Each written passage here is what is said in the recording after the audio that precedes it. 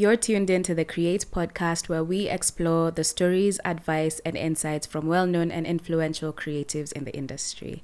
I'm your host, Cindy Morioki, and this is where creatives connect.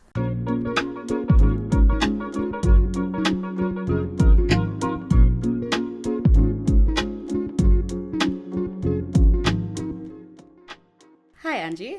Hey, Cindy, how are you? I'm good. How are you? I'm good, thanks. Thank you for gracing our set today. We're so excited for the conversation we're about to have. So excited.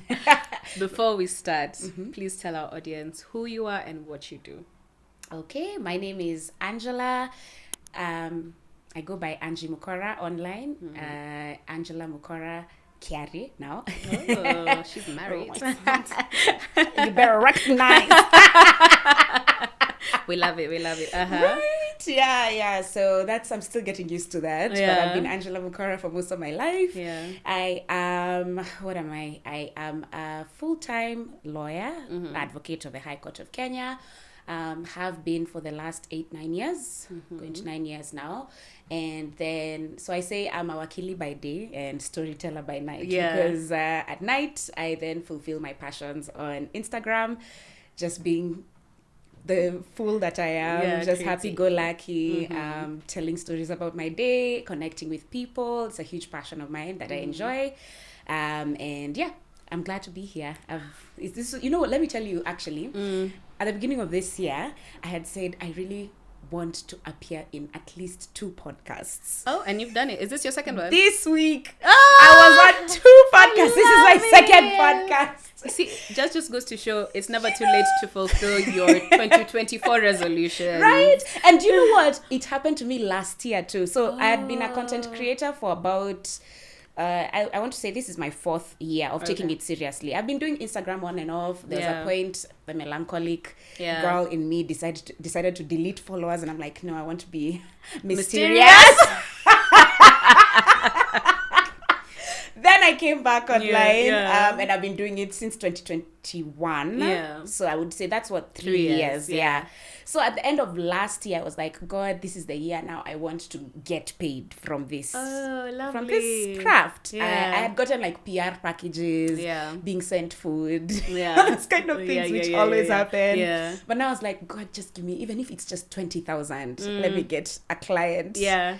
And at the end of last year, Java approached me. Oh, imagine. So it happens in December. It happens. It's never too late. It's never too late. Lovely. So obviously you're here because you recognize, the nuances of being a creative, but you also are a lawyer, a practicing lawyer in IP law. Yes. For those who don't know, that's intellectual property. Yeah. And Angie will explain that a little bit for us. You've actually answered some of the questions, which was how long have you been practicing? 8 years. So yes, that's just to show she's very credible. Okay. I don't know about that. Maybe it's just to show that I'm old. No, we're using the first one. Right? You're young. Cool. Here. Yeah, I am. I'm very young. Cre8 has no actually. age. Yeah. By the way, I'm in my 20s. Yeah, exactly. She is. No, she is. Yeah. Okay, I don't know if it's early 20s though. It's whatever you want. Right? Yeah, it's whatever you want it to be. It's true. So can you just tell us what exactly intellectual property is and why it's very crucial for us creatives to, know what it is? Okay, so actually, let me just talk about how I ended up in this. Yes, please do. Please. Right? Please, yes. I'm giving myself questions. Let's see. Am I the one hosting this podcast or is it you? But anyway, I love a co-host. I trust me. This will be important later. In the words of Faki. Trust the process. Okay, so I'm actually just telling this story, which is, I think, the 3rd time I'm telling this story this year. For any advocate or young aspiring lawyer who may be watching this and feeling a bit disillusioned with their profession, like, is this the right fit for me? Maybe I'm a bit more creative. And am I really in the right profession? Because that's what happened to me. So I did not grow up wanting to be a lawyer. It was not the dream that I had for myself. I wasn't one of those people who had visualized myself in court or anything like that. It was actually a fairly late dream for me. So I've told this story again on my platform before, but when I just finished my KCSE, all through high school, I actually wanted to be a journalist. Okay. That was my initial dream. I wanted to end up, and specifically, the dreams of children. I wanted to end up on TV. Oh, everybody here wanted to be famous. I wanted to be on TV, and I'd even any of my old classmates will probably see my entry on their auto book was I wanted to be a household name. Oh, I mean, right? Okay, you're I'm far from that. No, I mean, yeah, no, I mean, I've told you guys, when I was looking for a lawyer, most of the answers to my question were Angie. So she is a household name. I don't know why she's trying to play cool. Don't be humble here. Thanks. Brag. I'll take it. But basically, in fact, my vision board was Oprah. That's who I wanted to be, like have a talk show. I used to love Oprah and Tyra. I just wanted to host people. The way you're hosting me here, I wanted to talk to people. I love talking to people. I've always loved connecting with people. That's what I wanted to end up as. At the end of my Form 4 year, I told my dad, these are plans I have. And at the point, I had said I was going to look for scholarships to go do my undergrad in the US. Okay. Yeah. I wanted an Ivy League school. Wow. And I started looking for Columbia. Some Harvard. That's me, girl. We love it. Anyway, at the end of Form 4, so I got some factors that impeded everything, and nothing. You're looking sad, but it's nothing big. I just fell in love with the wrong guy. Yes, that's something big. And decided I wanted to stay home in Kenya because I wanted our love to grow. I mean, after all, this is the love of my life that I found at the tender age of 17. The real love, right? So I stopped those plans for looking for scholarships. I had said, this is the person I want to be with. I want to be around. This man is it for me. This man is it. Yeah. We had met in that funky and I knew this is it. You saw the future in his eyes. So anyway, I told my dad yet again that I'm thinking I want to do journalism. Yeah. Can we look at Daystar or something like that? He said, your grades were pretty. I had an A-. Wait. And he was like, your grades are pretty good. Why don't you do something more challenging? Oh. So at the time, I decided I'm going to go into Strathmore. And I kid you not, I told this story again in UN at my last speaking engagement. But when I think about the fact that this is what decided what I was going to do with my life, it's so shocking to me. It's like the foolishness that is in children. The Bible says that children are foolish. When I think about it, I literally decided to go to Strath because they were giving free laptops when you get there, and then Euro trip. That's it. So I decided that I'm going to do this law degree. This is actually where I'm going to end up. Your priorities. After all, I'll get a HP brand new laptop touchscreen and go to Europe. I mean, as part of my school fees. I don't have to tell my dad, please pay for me. This is part of my school fees. Yeah. Okay. You know what? I see the appeal. I see the appeal. Leave alone. Anyway, by the way, the next year, actually, that guy I fell in love with went to the UK. So I should have just gone abroad. He didn't want the love of yours to grow the way you wanted it to grow. He did it. It's fine. Imagine. But you're here now. Yeah. Angie Mukora Kiarie. That's me. So anyway, all that story to say that when I landed into law school, I was completely disillusioned. I was looking around my class the first day. I remember literally the second day, I think, of constitutional law, and looking around and seeing these are people who've dreamt their whole lives of being here, and realizing I am definitely in the wrong place. I should have been in Athi River, Daystar, talking about how to be a broadcast journalist. Yes. So that I can be on my way to becoming Oprah. Why am I here? Exactly. And I spent the next 2 years just wading through that degree. I didn't really enjoy it. I was just like, I'm going to finish this degree and then hand it to my parents and go on to my Oprah dreams. Yeah. But in third year, I did a course called Intellectual Property by Dr. Isaac Rutenberg. And from the first day that Dr. Rutenberg stepped into that class and talked about and told us that IP, IP protects all the creations of the mind. I swear I was like, okay, it's clicking. Oh. Finally, I can do something in this law degree. 3 years in. 3 years in. Wow. And I'm telling you, Cindy, it just clicked. Everything changed for me. Yeah. I went from mediocre grades to amazing Dean's List grades from third year. I was super keyed in. I was like super turned on. But like turned up. Turned up. On what I was doing. I was just like, this is actually what I'm supposed to do. And it just is clear that I'm a creative, because obviously I just have spent my career trying to be as adjacent as I can be to all creative work. From my choice of companies to work with, or from my choice of work, that's what determined everything. So to answer your question in a very long-winded way, okay. IP is basically everything cool and sexy in law. So everyone should be an IP lawyer. Everyone who is cool and sexy. Everyone who is cool and sexy and is in law school should be doing IP. IP basically protects all the things that you like to enjoy. Everything, and there's such a broad application. I mean, when people talk about IP, they think that it's just about songs or it's just about books. That's, of course, the sexiest and coolest part of it, because I like those things. I like movies, I like songs. But then IP also protects things like processes, like patents over the kind of medicine that you take. Patents on how this door opens, on how this microphone works. Basic know-how that can't be protected by IP is also covered under IP. For instance, if we have come up with a specific way on how to recycle waste, and we don't necessarily want to register that as a patent, because when you register that as a patent, it has to be disclosed. Then we can do some kind of a trade secret and do an NDA, and that still can be protected in IP. I think some very famous types of things like that is like the Coke formula. There was another very famous trade secret and I'm forgetting. But maybe like KFC's. KFC, like the secret recipe. The thing is now, those ones are only as strong as your NDA is.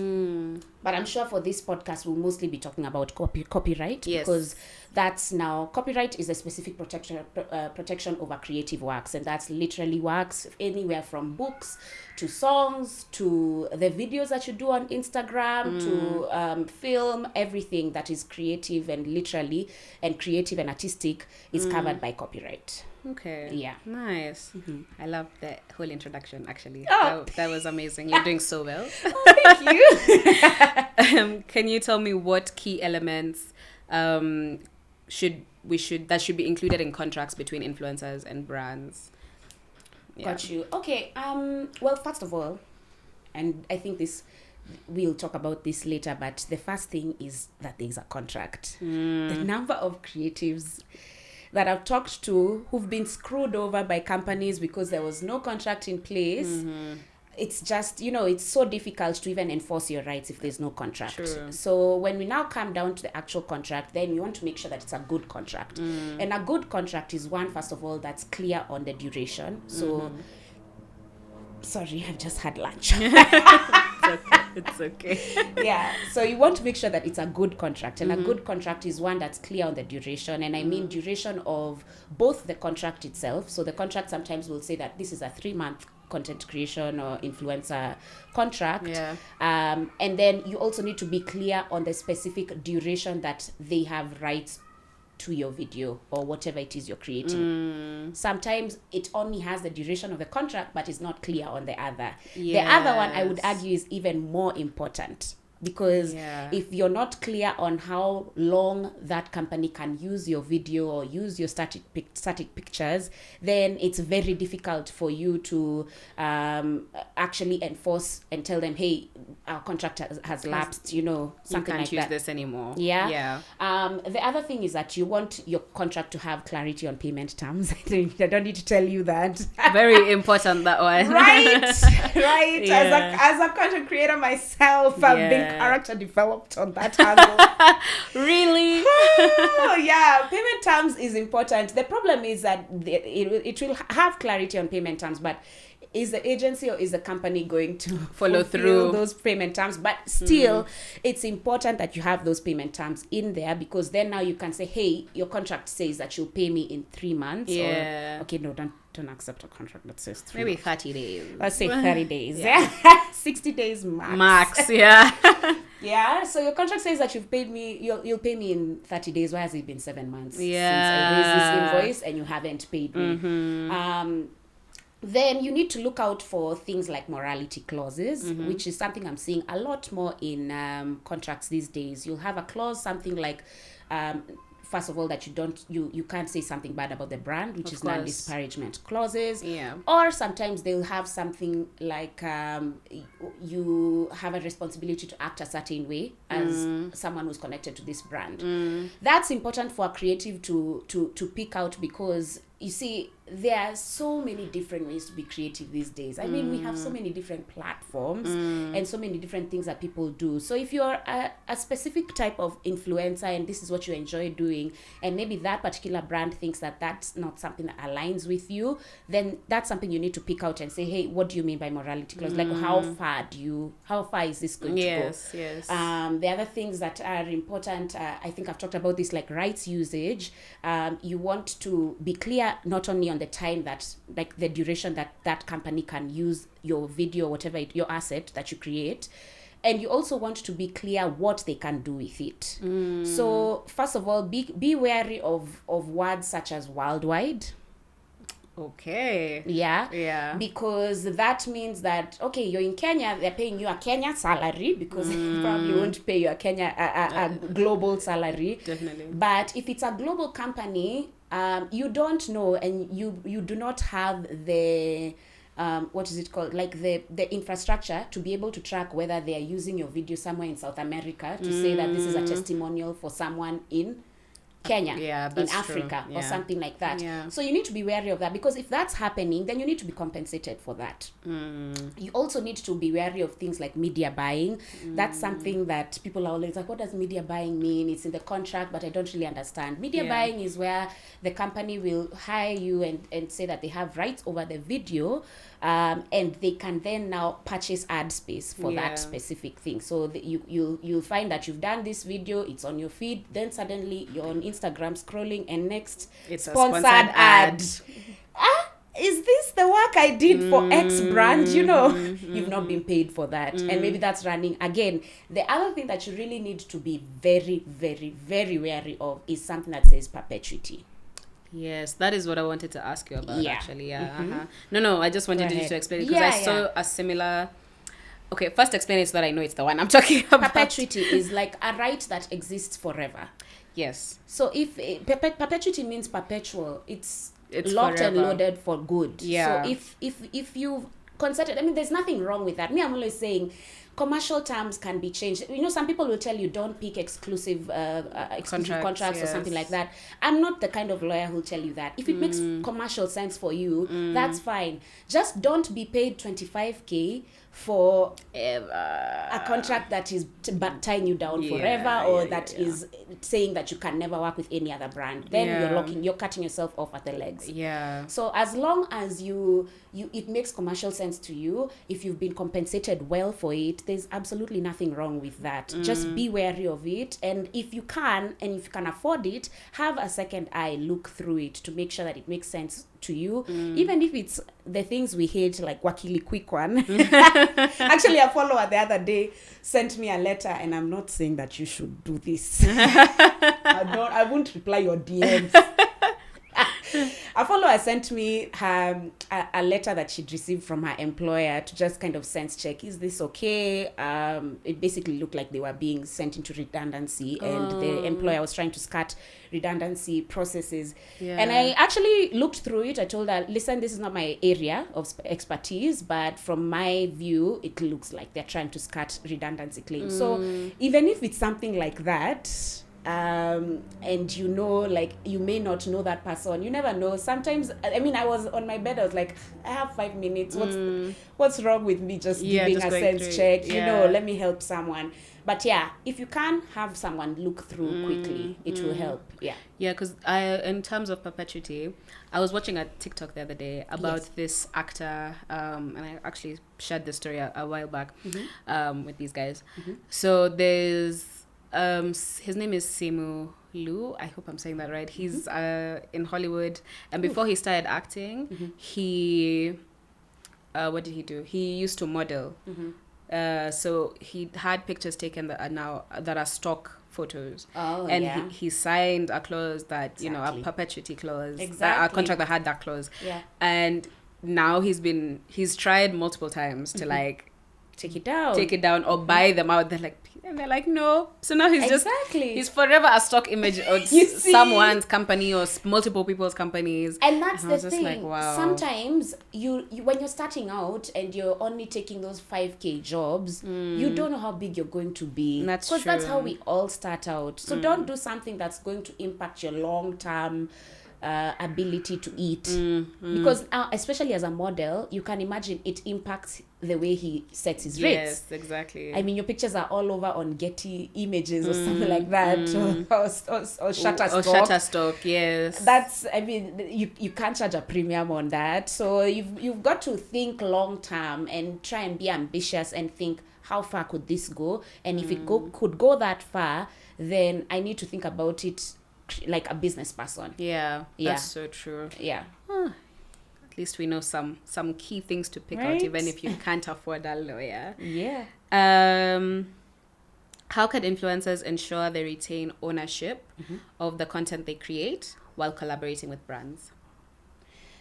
Okay, so a big thing is, I always advise, and even when I'm reviewing my own contracts, when they come to my desk for content creation, I always insist that I'm going to retain ownership over what I am creating, and I'll give you a license, a time-bound license. So if our contract is for a year, then the license is going to be for a year. I don't want it to be beyond that. What I've been thinking about recently is, you know how these days it's like a part of the deliverable that when you're posting, you should collaborate with the page. I was just thinking about this yesterday. What exactly and I don't have the answer for this. What exactly now does that mean in terms of ownership? Because that's going to exist on your page forever. These days, I don't think Instagram, do they allow you to drop a collaborator? You can now. You just God. Go and like the place where it's edit, then tag people, then you just remove. Okay, that's good then. Yeah. So then in that case, put some kind of stopgap measure within your team or whoever, if you're a one-person team, even you yourself, just make sure that then when it's time for that contract to lapse, remove them as a collaborator. Yeah, because I had like it never ended up happening, but there was a event organizer who wanted me to do a fashion reel for them. Yeah. And he was like, yeah, you can collaborate with us, and then if you don't want us to be on your page, if you don't want us to be on your page, then you can untag us. And I was like, wow, I never even thought about that, but it's nice that that was a consideration that they had. So it's also good that Instagram has that feature now. Okay, very good. Yeah, because that's kind of like a gray area, but I'm glad that now Instagram has evolved. And that's the thing. That's part of the exciting bit of where we are as creatives. Platforms are evolving every day. There are new platforms every day. There are new ways of doing things. When this space first started opening up, that wasn't something that was not there. Yeah, you know, I think there's a time we were just talking about that before. Yeah, when Instagram was just, you know, like you could finish like on your homepage, you could get to the end. It's a doom scroll. You're just scrolling and scrolling, and it's not ending. There's always content popping up. You know, so overstimulating, but overstimulating. Also lots of opportunity. That's true. You know, yeah. I think when Instagram started, I think the only content creator I knew that time was Sharon Mundia. Oh my goodness, She's literally the only one. And I used to wonder, while I'm posting my pictures of lo-fi, how are her pictures looking so good? This Victor Peace must be so good at taking pictures. Shout out to Sharon and Victor. They were ahead of their time. You know, they were ahead of their time. yeah. Definitely. No, it's actually amazing when you think about it. It's been over 11 years and she's maintained relevance through that whole time. Yeah, it's so it's wow. Actually, maybe I should have her on the podcast. Please do. Yeah. That's a personal request, please. Got it. When you We want love her, personal please tell her requests. that I'm the one who sent you. I will. I'll be like, Angie actually wanted to hear your story. Yeah, right. Yeah. So moving on. These questions, by the way, are just general questions that I feel like are important for creatives. So just to give you, that's why I'm reading them. I don't want to misquote. I like it. Yeah. just to give you guys a heads up. Yeah. What should influencers know about usage rights when creating content for brands, and how can they negotiate these terms effectively? Okay, so I think this is tied to the last question, Yes. but first it's that you want to make sure that everything is time bound.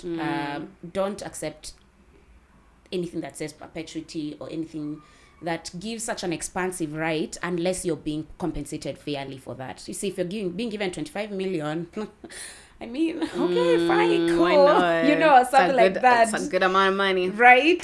For some people, it's For not. some people, it's not. You know? Not me, though. Hit me up. Me too. I'm available. Please retire me. Please. Yes. Yeah. So anyway, you want to make sure that everything is time bound as much as possible. Make sure the usage rights are time bound, and most agencies that are fair will actually not propose a perpetual right. Yeah. Because they know that they can't propose that. At least the agencies that have been around. Yeah.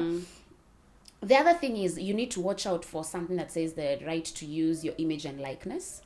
Yes. There's always a clause like that, and that is people think that it's tied to whatever you're providing, like your assets or whatever it is that you're giving them, but it's not specifically. Like, they can use your face, they can use whatever picture it is, maybe in their testimonials. So say you're working on a hair brand, you don't want to be watching TV one time and then you see your video as part of the testimonials. Oh my God, Kenya, someone, Angela, 29, Kenya, you know, something like that. Yeah. Oh God, now sit down then. Yeah. Ignore. You know, you don't want that. You don't want to see that, something like that. If that only happens if you're not clear on what rights do they have to use your image and likeness in connection to their brand. Yeah. Because the right to use your image and likeness also involves them saying something like, we have these people in Kenya who are doing this, or you have these influencers who are working with us, and having that on a completely different piece of work.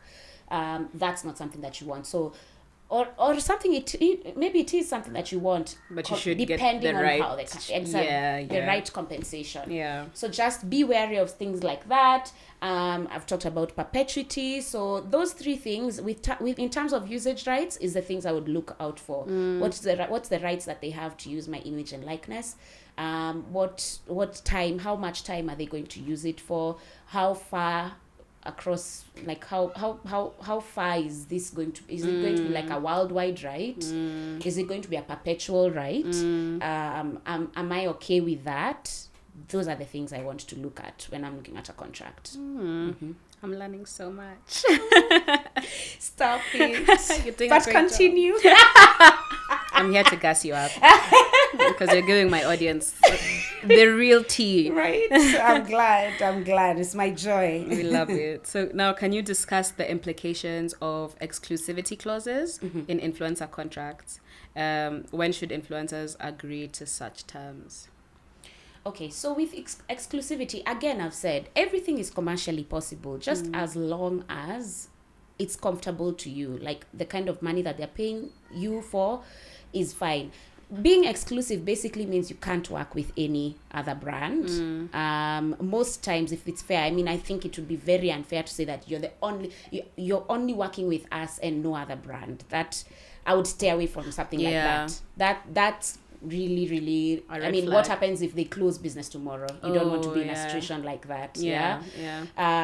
So I would say stay away from clauses like that. For me, I would look at a clever way of redrafting that clause. So push back and say something like, okay, if you want us to be exclusive, can we categorize these things? So can we say something like, if it's a contract for fast food brands, okay, can we say I'm exclusive only insofar as like chicken fast food brands. Okay. But then I could still go and work with, say, Burger King if I'm working for Chicken Inn. Because they're not direct competitors. Right? That's true. Or, or I could still go and work with another another food brand like Mambo Italia or something like that. I don't know. You want to be very specific on what category of exclusivity are you asking for. Oh, yeah, that's a clever way. That is very clever, yes. Right? That's why you hire lawyers. Yeah, actually, I see it now. So the brands have to pay me more so I can afford to have a lawyer. You know? And then, of course, again, if you take anything away from this podcast episode is that it should be time-bound. So it can't be exclusive forever. I definitely don't want to be exclusive for 10 years even. It needs to be time-bound as long as you're continuing to issue the services to them. And then something clever you could do is also say, okay, what competitors are you specifically concerned about? You know, there are those like, maybe it's Safaricom and Airtel. Okay, of course. You know? Yeah. They don't want you to go. Like, it's like these guys have been head-to-head for a while. Yeah. So is it just them that you're concerned about? Is it all telcos? Or is it all telcos? So be clear. Like, maybe you can ask them, can you lay out what are the competitors that I can't work for? And then try and... Basically, there's nothing... And whenever you're a small... or not a small, even when you're a big creator, when you're one person and you're singular and you're coming to a corporate table and there are all these people with high-powered suits sitting there and you're looking at them, it can be very intimidating. It can be, And you can think that you can't push back on clauses. In fact, most times they'll send you PDF documents for the contract. Yes. And I remember when I first got my PDF, I was like, how do I review this? Please give me a Word version. I think because I'm a lawyer, it's given me gumption to be able to do that. Yeah. But I just realized there are probably lots of creatives who just get the contract and then sign it just like that. Yeah. There's absolutely nothing that's not negotiable. And don't let them tell you that it's not negotiable, because otherwise, why are they reaching out to you? We've got to stop this thing where we think that the only way that you can get work is if you're a pushover. I love that point.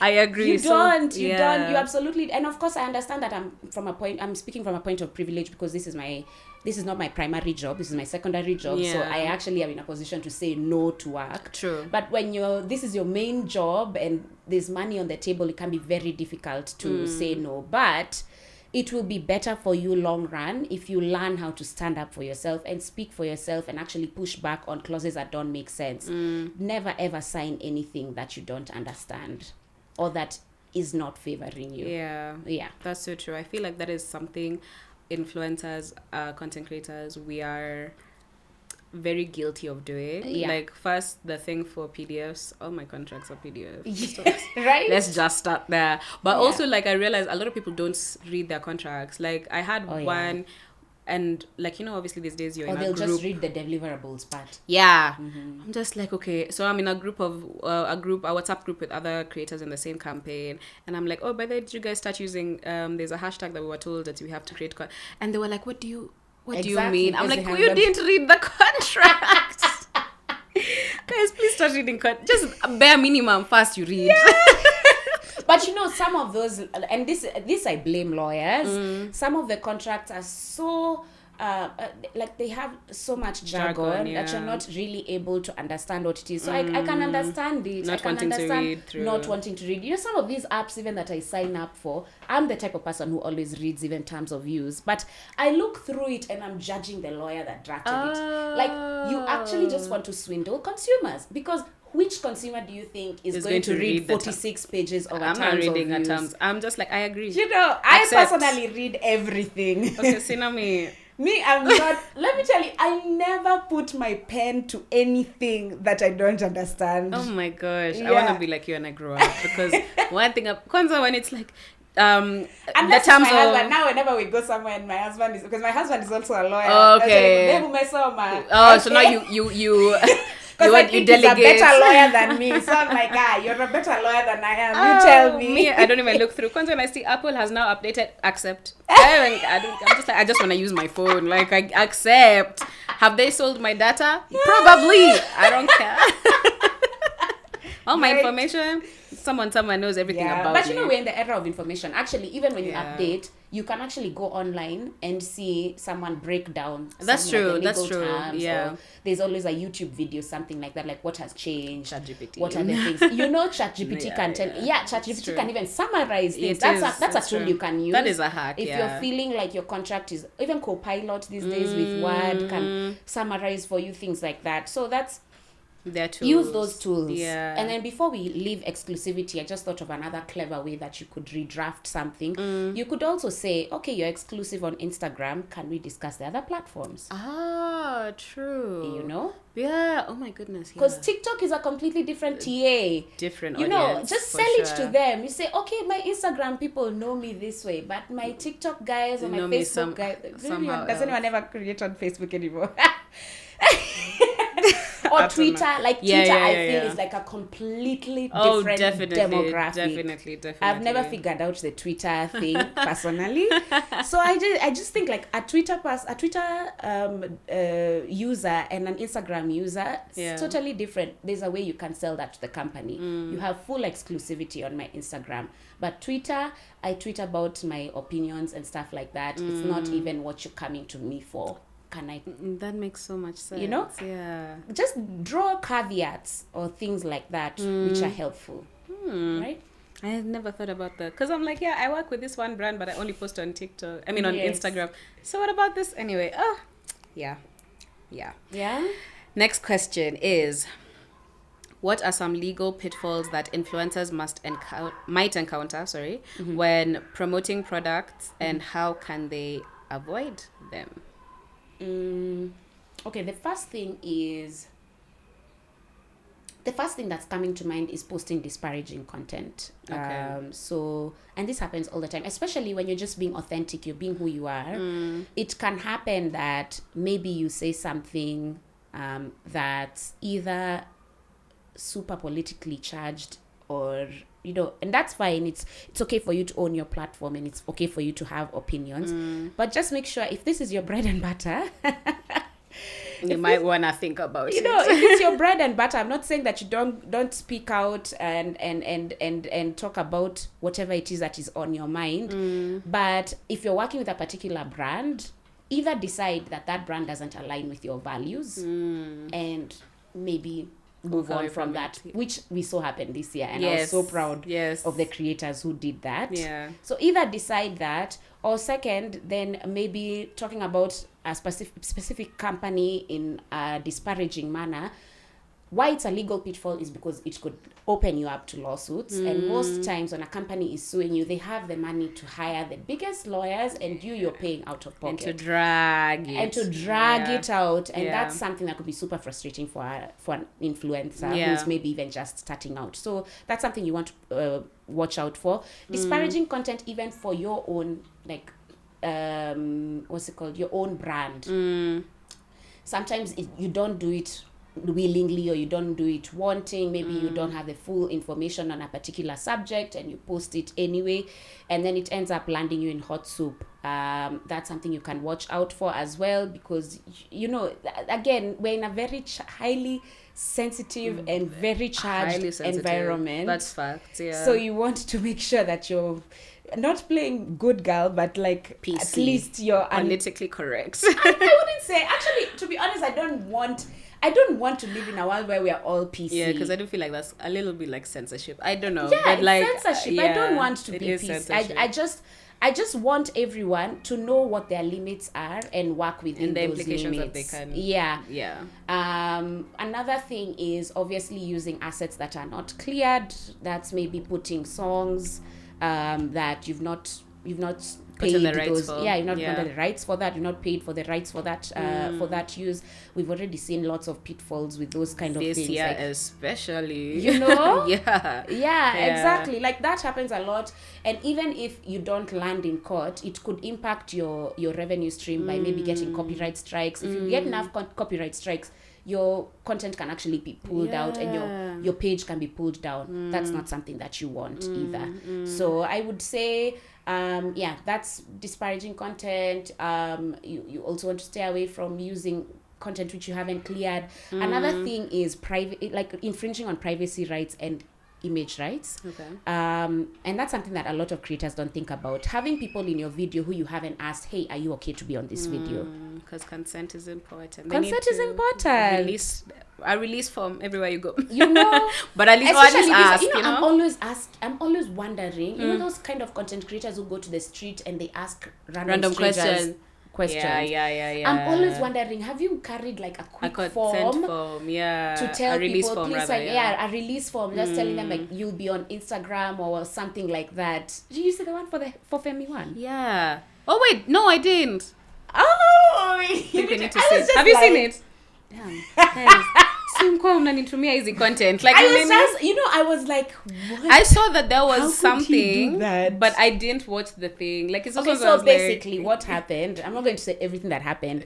Tell me after. I'll tell you after. Okay. But basically, this guy approached Femi. He does that kind of thing, and then he approached Femi one. He had some unsavory question to ask her. He asked her and she looked annoyed, and basically she went on Twitter to say that she had not consented. Like, she told him, please don't post that. He went ahead and posted it. So again, that's I don't know how people get away with it, but personally for me, it's not a gray area. It's a black area. A very black area. Because if you haven't sought consent, then if you've not been given consent, it's not supposed to be posted. And that's why even clubs themselves have been getting into hot water with this. Like, a couple, I don't know which club it was, but I know earlier this year there was a club that someone sued a club because their picture was posted on Instagram. Exactly. There's also been the one for, that school, they posted kids. Yes. These are the top 10 students or something on a billboard. Do that. That's crazy. That's actually... I wonder whether that school had a legal team, because even I know that you're not meant to post kids without their parents' consent. And sometimes I look at things, I'm like, how was this approved? How many people are in the chain before it went to, and it's like, this is a good idea. Everyone's like, go. So these days you'll see it virtually everywhere. Even when you go to events, you'll see a nice disclaimer at the top that says, this is, by being here, you consent to your photo being taken or something like that. Yes, exactly. I've seen those clauses.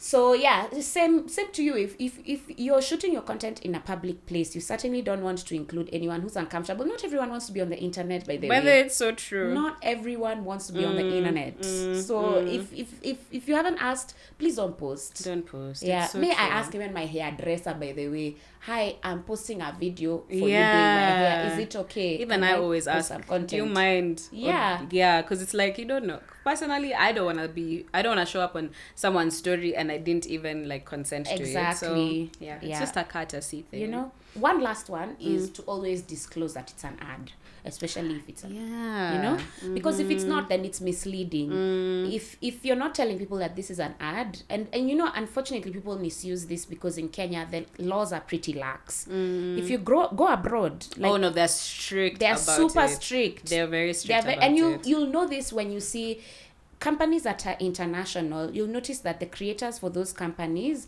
always start with hashtag ad.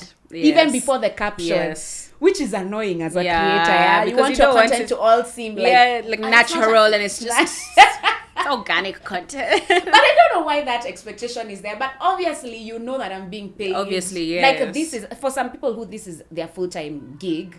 You're telling me you won't watch my content because it's an ad. What is the problem? Can Kenyans be released from this? Released from even my ad content compared to just normal content. It always does poorer. Oh God, I'm like, guys, do you hate me? You don't want me to eat. You don't want me to eat. I need to get the money so I can continue creating the organic content. About? I don't know. And then influencers really go through a lot because then now you're also you're up against. But do you work? Do you ever been asked that? Do you actually work or it's just influencing? I see influencing isn't work. It used to piss me off because I'm like, okay, I have the benefit of saying I actually have a full-time job, but why isn't influencing enough? Why isn't that enough? It's a full-time job. Oh, so you just post videos on your platform. That's so easy. I'm like, maybe that's so easy. Then why don't you do it? Yeah, do it. You do it. It's fine. Do it. I'm not gonna lie and say it's an actual, and then it's so much investment. Think about look at like all this equipment the that equipment that you have to get, the time. Like, I can say, like, compared to being a lawyer, influencing is easy. Depends on which lawyer. No, but I mean, I'm not going to the bar and getting my 7 Ps and you deserve an hour. It's 9, and I I'm got so them sorry. 9. They're 9 Ps. Actually, I got 10 because I met my husband. So he deserves to buy you another ring just for that line alone. you hear me, babe? So I mean, for you doing both, you deserve an award. So yeah, but I will say it's unfortunate that it's not seen as just, but it is a viable career. It is. I mean, Forbes 30 under 30 this year is testament, and last year also. It shows that, because there's so many entries on that list that are content creators. Yeah, it's just a job that didn't exist before. Yeah. And I think that's the problem. I have a theory that people hate on influencers because they can't low-key wish that they could be. I think so too. They low-key are like, how can you make money so easy? But it's not easy. It's not easy. It takes time, but you know what? Anyway, those are the haters. Given your experience with digital transformation in legal contexts, how is the landscape changing for IP law as it relates to digital content creation in Kenya? Okay, the first thing I'll say, I think, connected to what we were just saying, is that there's so much more money to be made. When you think about, I was just talking about the fact that when these platforms started, you could go to the very bottom. Yes. The content has finished. It's over. And you cut your phone. But now there's so much more money to be made. People have validated this industry. It's $1 billion industry. I think there was a stat that Meta was giving that it's, I think, valued at around $9 billion or something like that. It's a lot of money. That is a lot of money. It's a lot of money. So it's a validated industry, and there's so much more money to be made. That also means that a lot more people are in the party now. Yes. There are a lot more careers. There are people that deal with this specific thing, and the companies themselves are moving more from traditional media, even in advertising, and being digital first. I think ad companies will tell you this. Like, there's so much more money being spent on digital media, that's true. out of home, that kind of thing gets so much of the budget because they see the value that it is when you can connect with people and consumers through influencers. So since there's so much more money to be made, I mean, there's even digital e-commerce. Yes, you can sell things. There are so many more creative ways to make money, even outside just selling things. I mean, when I think about the way there are some content creators I look at and like, this is such a creative way to make money. There are people who, Lydia KM sells this therapy list, therapist list every quarter, and therapists actually get like paid to be on it. Of course, market days came up. There's like lots of master classes that are being set up. There's so much you can do. True. So that is what has really changed in this space in the last almost decade that I've been working. I don't think when I started working, we never even used to talk about influencing as much. It was always the traditional things marketing that were protecting, methods, like the traditional copyrights, like food, not food. Hey, that shows I'm hungry.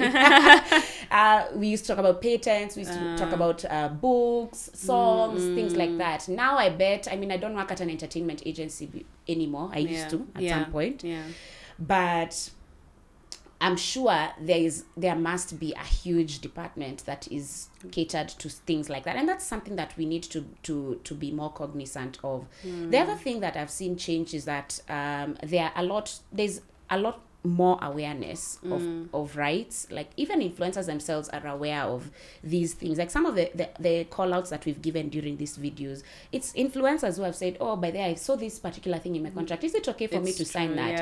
I'm really impressed with that, because we're in the era of information. There's so much information online for us to review and use to our benefit. And then lastly, I think there's a lot more how do I say this? Consumers are a lot more conscientious, and that means that they want to align with brands that actually care about them. And I think we saw that this year. Yes, especially definitely. with Maandamano. Yes. People don't want to attach to brands that don't seem frivolous or seem like they don't really get it, or they're so out of touch. And I think that's being led by, I hate to be this millennial, but it's being led by Gen Z. Oh.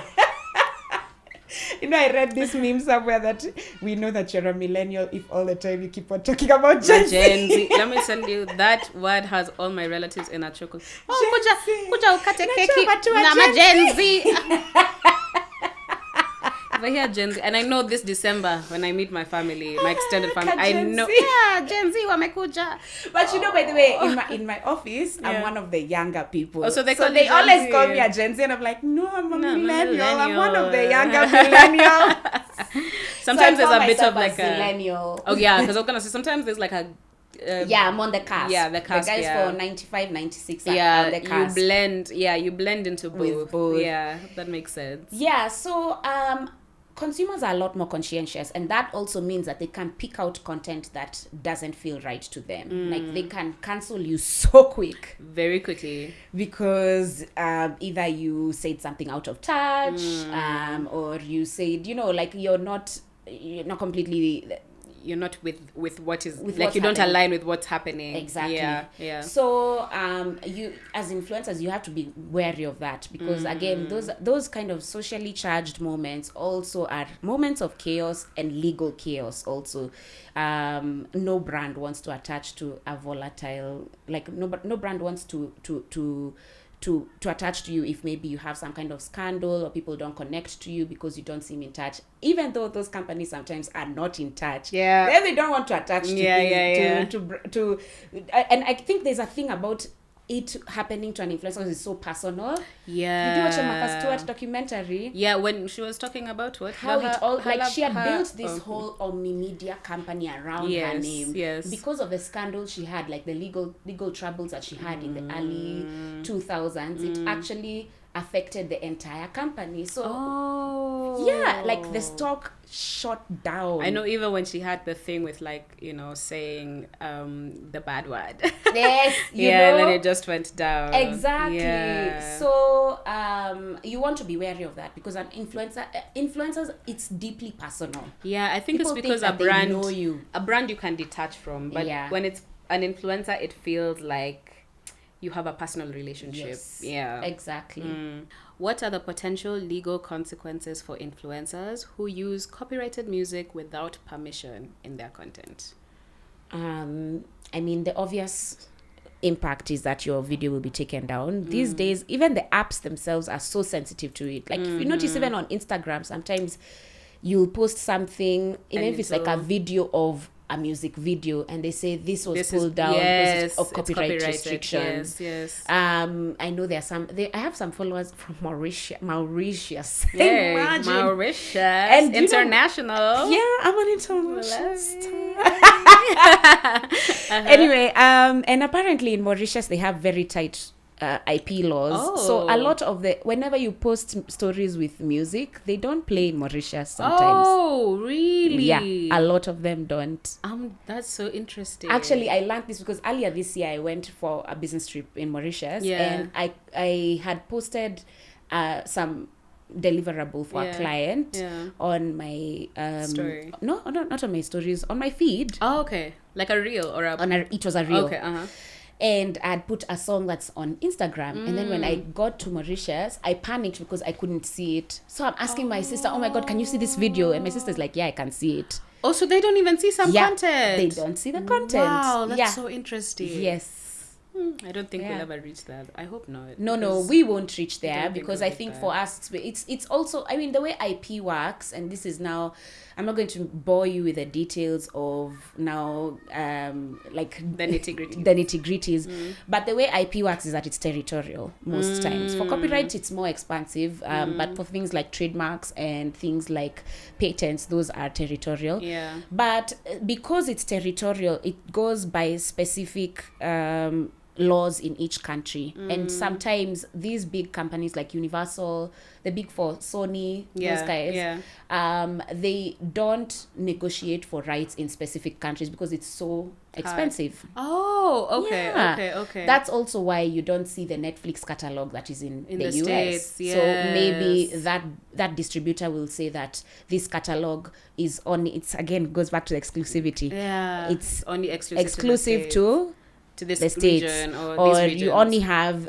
rights to this specific region. So that's why. So I mean, we definitely won't get there, but hey, you never know. That also makes sense why sometimes like movies or series will leave, like you see, leaving not available. soon. Exactly. That's why. Oh, okay, because it's time bound. That's why it's always time bound. Okay, Yeah, cool. exactly. So that's why. So that's the most immediate. Of course, your content will be taken down. Two, the long term things is like being sued.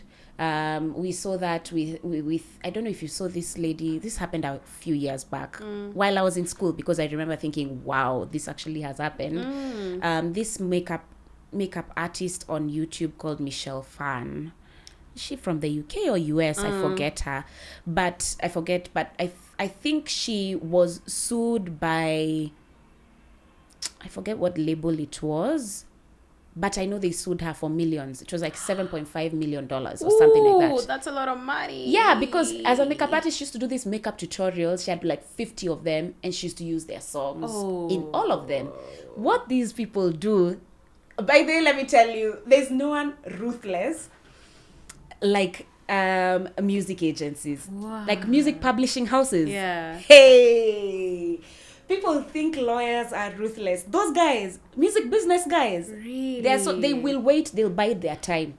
They'll see you're using, but they'll bide their time. Like they wait for you to use like for 50 videos. You've become a big star, yeah? Let me come to you now. Pay us this amount of money. That's so much Oh money. yeah, there's this song even with and this is not an influencer case, but this is a musician case. I don't know if you know this song for Questa and Caspar Nyovest. Yes. The one for Ngut. Do you know they don't earn anything from that money? Why? From that song, because they sampled a song and didn't and clear they didn't it. clear it. Oh my goodness. And it's some South American song, Latin song. And these publishing houses have people who their jobs is literally to listen and screen through songs that have a similar pattern. That's why you hear they're always in court, even like Stevie Wonder. And then you're listening to the songs and you're like, how is this similar? Oh, you know, like the my Bloodlines goodness, one. yeah. Even Bloodlines, it happens. Yeah. Oh my goodness. And they have people, that's their job, by the way. They are listening to this new music and say, this is very similar.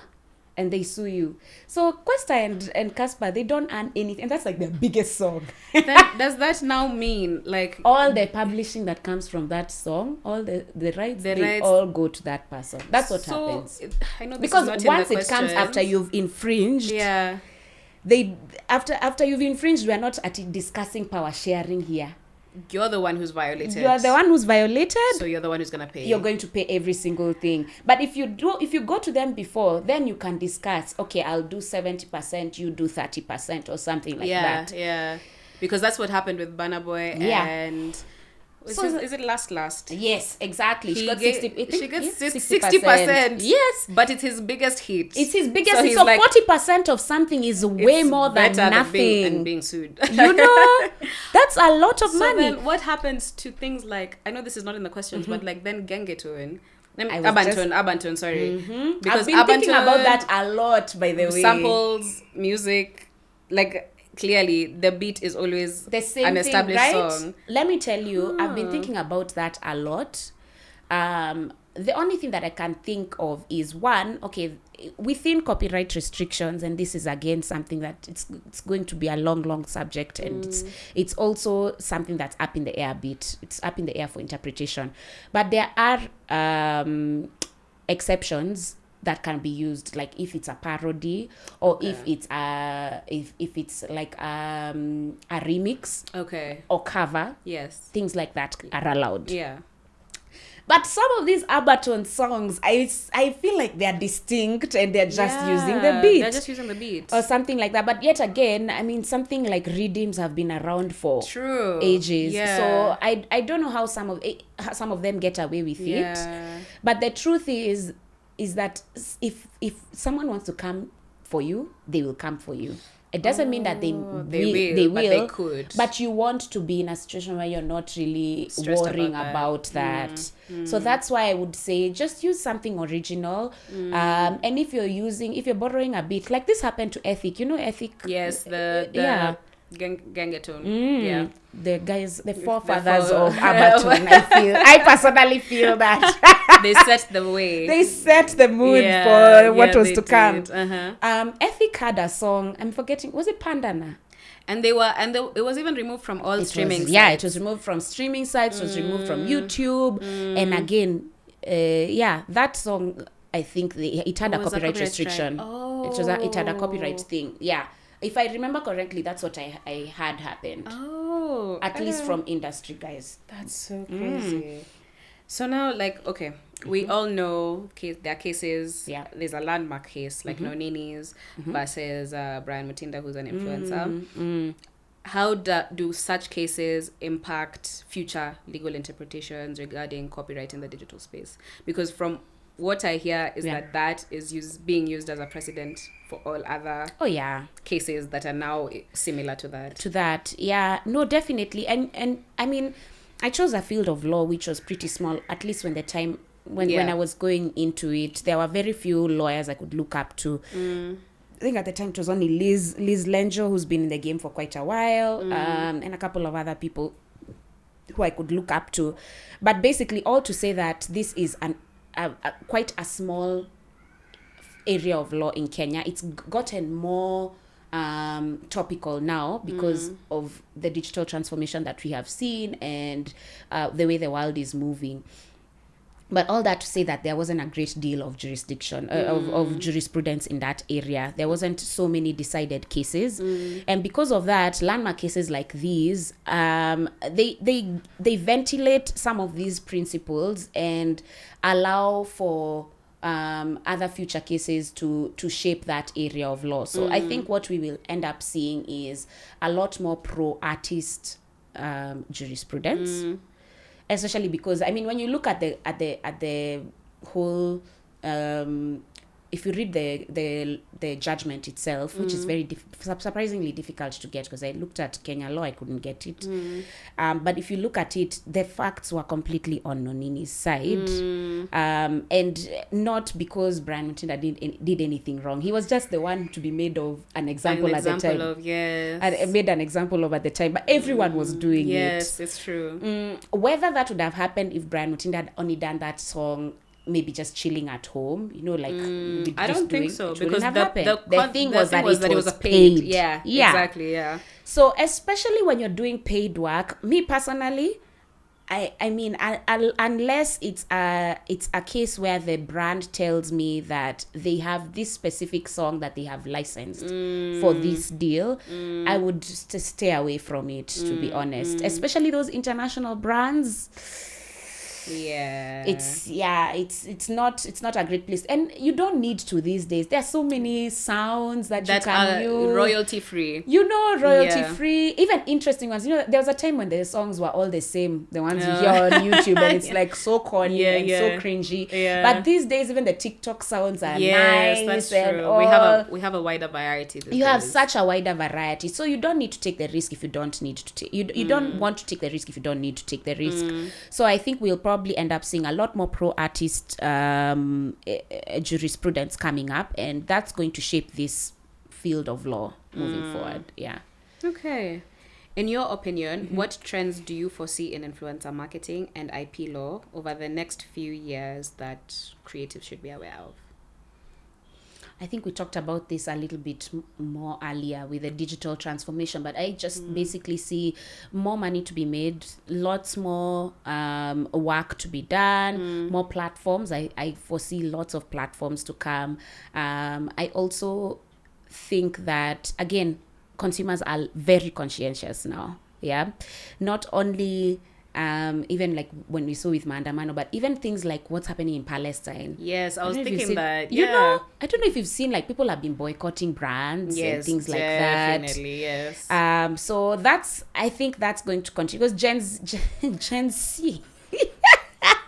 That's that's actually one of the, I mean, I'm usually in business meetings, and this is something we discuss and track. Gen Z are actually a generation that's marked by people who genuinely care about these things, or maybe want to be seen like they care about them. So because of that, they're going to agitate for change, and they're going to agitate for it stronger than other generations have. So we'll need to be sensitive to that. The other thing is a lot more collaborations, and I see that happening quite a bit now.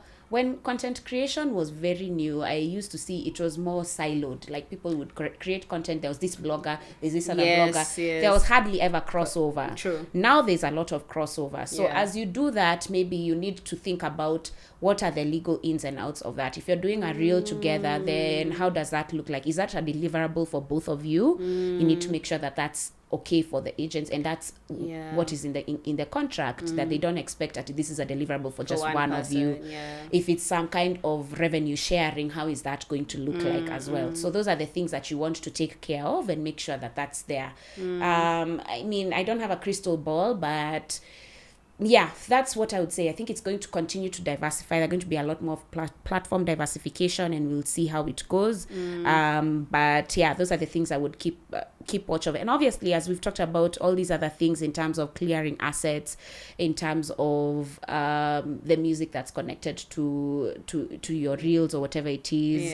It doesn't have to be only music, by the way. Sometimes you can use an asset like a movie inside a reel that you've done, or a concept that is proprietary to a particular artist or a particular content creator. Maybe a way that they rethought that way of producing that content. Again, with copyright, there's so many ways to bend it to your favor, and you can say that if I've improved on it this much, then it merits a different protection than that other one. But you want to be clear and want to be as original as possible. Don't copy. You don't copy. You can copy, but it credit. Can't be like it. Exactly. If you copy, then credit. You have to credit, and it can't be word for like. It can't be word for word. You know, not exactly. Yeah, exactly. Yeah. So that's what I would say. Nice. So as we and one more thing is also, I think you've seen another, when I talk about more money to be made, it's also like creator pools, money pools. That hasn't come to Kenya as much as it has in the West, but that's something I think is going to come to here as much as it is, because you see things like is it not Snapchat? Do Snapchat pay? Snapchat do pay also. Do they? They do. Oh. Snapchat pay in the West. TikTok, I know, is the one that's the TikTok creators fund. In Instagram these days also has one. Subscribers or things like that. Those are things that you need to also be clear on. What are the terms of use? What does that mean for me as a creator? And again, especially if you're collaborating, you want to also be clear on something like that. So yeah, I think that's something to take note of. Nice. Okay, so as we wrap up, we're finally on our last question. Woo! I like to end every episode with like advice. Oh, okay. So what advice would you give to emerging content creators regarding contracts and IP law to help them navigate partnerships with brands successfully? Well, the first thing is never ever sign anything that you don't understand. I think I've talked about that ad nauseum in this podcast. Yeah, no, it's good. If you don't understand it, even if it's one word, ask someone. Get a second eye on it. Don't sign anything that you don't understand. Don't sign anything that you're not comfortable with. Obviously, you wouldn't sign away your life just like that. So treat if content creation is your bread and butter and it's what you do for a living, then you want to do what's right for you long term.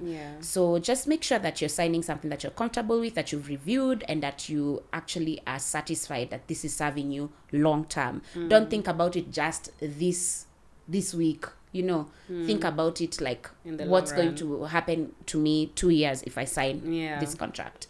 If in doubt, seek help from other creatives. I like that there are a lot more spaces now that creatives coalesce into. Like there are a lot of meetups, a lot of masterclasses that are being held. I think last weekend there was the one for Sharon Kimwangi.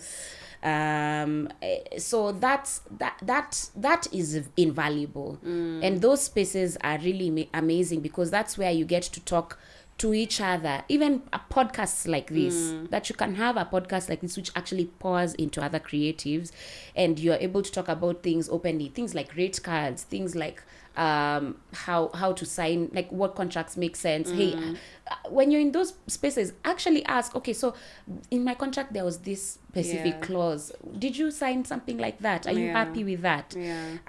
So that is something that you want to be clear on, and have those networks within this space, because it's a niche space, but people, I find creatives are willing to share. I agree. I mean, I would hate for them to get to a point where it's like catty or anything. I hope that doesn't happen, but and if it's happening, I'm so sorry. I hate to misrepresent, but the creatives I know, I think, are really open with information. Same. And they are willing to share. Same. So it's just, be open, be willing to learn, be willing to network with other people. And I think one thing that we're really missing, because if you've signed a contract, sometimes you'll have a clause, something like influencer or supplier, whatever it is, warrants that she or he is not part of a guild or an organization. For that, you know why that is usually there. Most people, I'm sure, you're like, okay, I'm not, but guilds are like SAG in America, in America. Writers. Yes. It's writers. There's one for models, actors. Oh, yes. That SAG, actually, they agitate together. So it's like a kotu for people in the creative scene, models, actors, artists, they all come together under that umbrella, and they agitate for change within the industry. They call, because the problem with this space is that, actually influencing is, I was telling my husband this the other day, sometimes when you feel like you don't want to create content, it's because sometimes it feels like you're touting. Every day I'm coming online to say, please subscribe, like and share. I don't want to do that. It can feel so bad to do that, especially when you're starting out.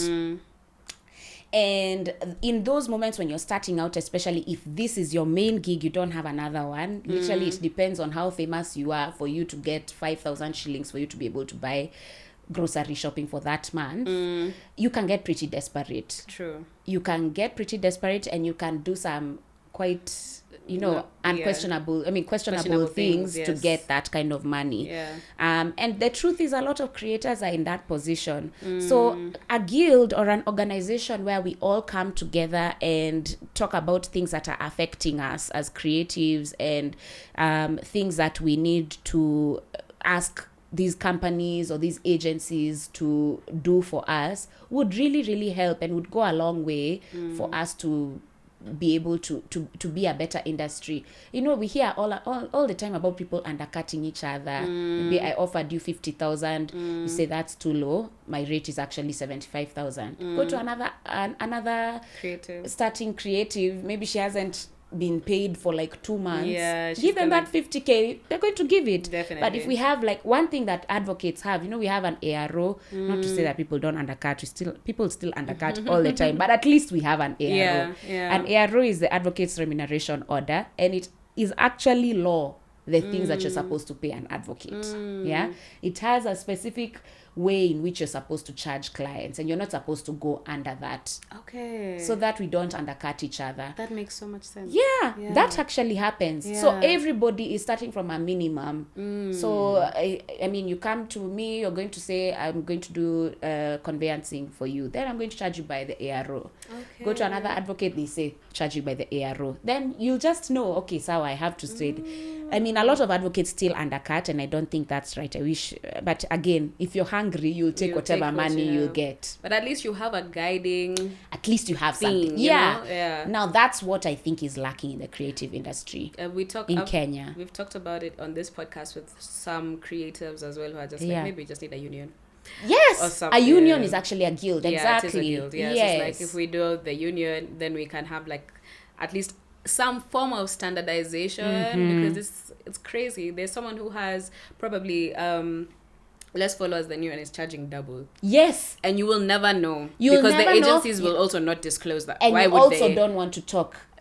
Exactly. I wish creators would talk. At because least if you the talk, ones I know are willing to say. Yes. But like it's never openly. It's like if I go to you and I ask you, And but I then what ask do you you. charge? Yes. But it's not like you'll just start sometimes you'll broadcasting even be on it. the same campaign. Yes, and you're just like, someone is being paid 10,000. oh, battery. Okay, we need to wrap up. Yeah. Yeah, I think we're done. Yeah. It's crazy, but hopefully we can make a union and it'll Definitely. something will come from it. I mean, we should start it. Why do we have to wait for someone else to start it? You're right. Maybe you and I. You know? Talk to me outside. Anyway, thank you so much, Angie, for being on this podcast. Thank We've you, really Cindy. learned a lot. Oh, thank you. Personally, I have, and I know my audience will as well. So thank you again. Thank you so much. Maybe we'll invite you for part 2 if they have more questions. Oh, I would love that. Yeah, no, thank you so much. I really love being in spaces like this. I love talking to people. I love especially talking about things that I'm passionate about, and I'm definitely passionate about IP and tech law. So, yeah, thank you for having me. Thank you for deeming me worthy. You are, definitely. So please tell our audience where they can find you, but we will also link it in the description box below. You can find me at Angie Mukora on Instagram.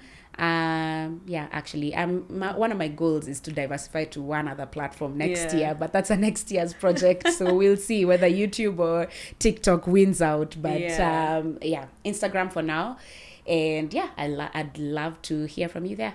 Okay, lovely. So that was Angie Mukora exclusively here on the Cre8 Podcast. Thank you guys so much for tuning in. This is the last episode of season 2. So I want to wish you guys happy holidays and a prosperous 2025.